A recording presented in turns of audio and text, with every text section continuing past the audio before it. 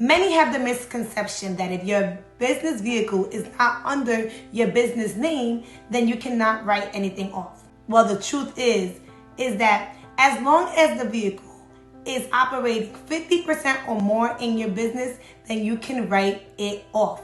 You can write off the mileage. You can write off the actual expense, which way you want to go. But you need to start tracking your mileage.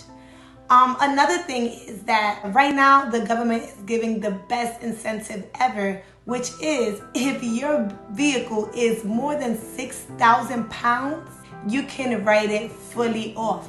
What does this mean? In the case of someone having a net profit of $100,000, you usually will pay $40,000 to $50,000 in taxes.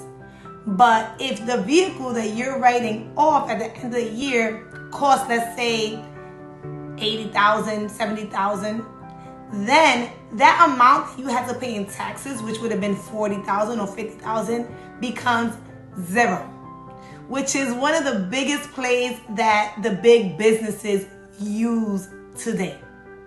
Another great thing when it comes to your business vehicle is that you'll be able to ride in luxury and be able to also write it off as a business expense. It's a win-win. And if you are using your business vehicle, or your vehicle, should I say, more than 50%, then you should definitely look into writing off your mileages, your expenses, and so forth.